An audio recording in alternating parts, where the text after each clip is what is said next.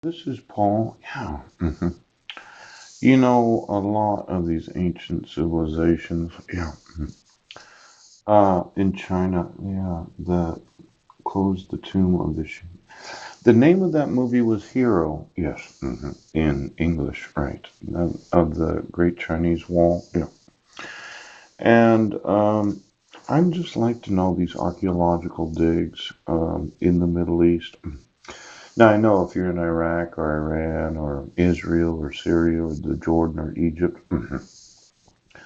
there's always this big question of who lived there before you did. And I'm concerned about some genetic mutations because of the use of, well, let's say you thought Tutankhamun, right? The Egyptian king, yeah. You thought, well, I'd like to be him, so I'll just eat his DNA.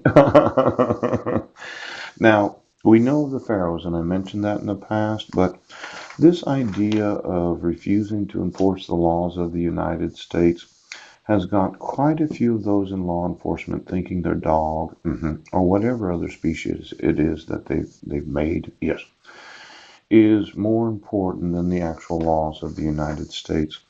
Now, when I'm expecting a phone call from my sons because of the kidnapping and the child trafficking of them being in the wrong school, in the wrong grade, right, and playing on a football team that shouldn't have had them, yeah, I haven't got that phone call.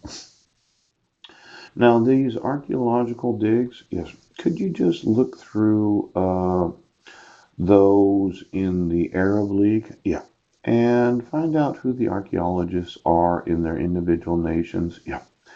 You know, a lot of times when you think back 4 or 5 thousand years, Israel probably was looking for somebody that was a king or maybe even Levitical priesthood. Yeah. Thought they'd use Aaron's actual DNA to make a synagogue of Satan. Considering the technology of today, yes. The the thought, yes, of wanting to be the actual genetics of Moses, right, or Muhammad, or any of these other big names in any of the religious texts, yes. You know, when you're a billionaire and you're sitting on a kingdom, and you ask yourself, well, what should I do? Maybe I'd like to get some of the Hivites or the Canaanites or the Hittites or any of these others that are.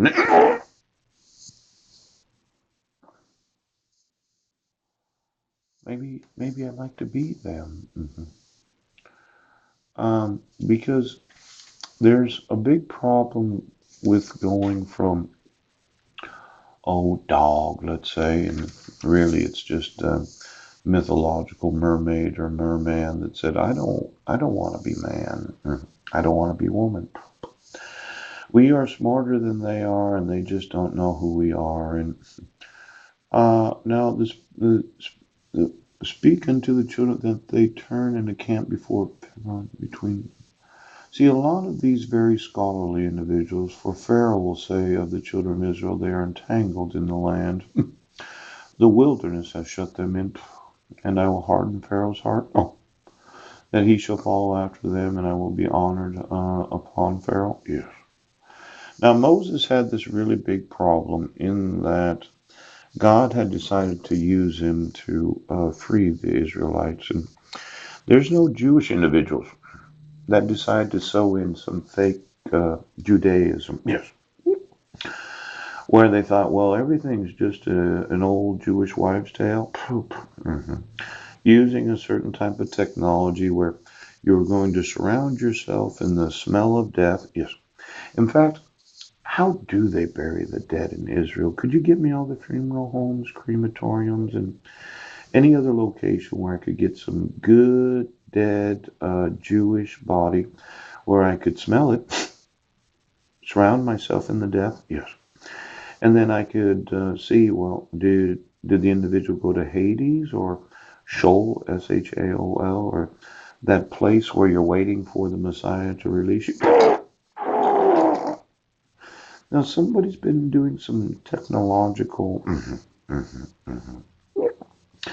experimentation with this concept of the human spirit. See, we know soul sewing. Let's say you're a leprechaun. You're one of these Tollys or one of these other fake religions where it's really a no-name religion. And your thought was, well, I'm going to sew into them and I'm giving this false spiritual experience. Yes. But these big name religions, Muslims, Islam, Judaism, Christianity, oh, they have a lot of money in them. Now, it's not just the Christians because a lot of people throughout the world they think Christians don't have any money. I mean, if you looked at the billionaires, give me all of those in the Forbes, yes, list of billionaires for the last 40 years. How many of them are professing Christians that are, well, somewhat charismatic? Yes. Big on the whole holiness thing of Christianity? Yes. Thought themselves to be a saint.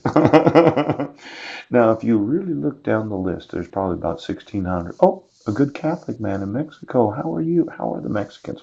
Is your telephone business going good there, Sims? You know, it's good for you to spend some time in Mass, isn't that right? Yeah. Oh, over there in Spain. Amancio. You still selling t-shirts over there, are you?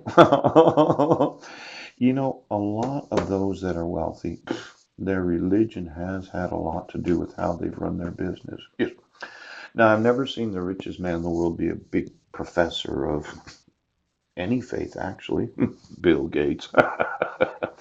But Carlos Sims and Amancio Ortega, yes, could be some Catholicism right now, I'll tell you right now.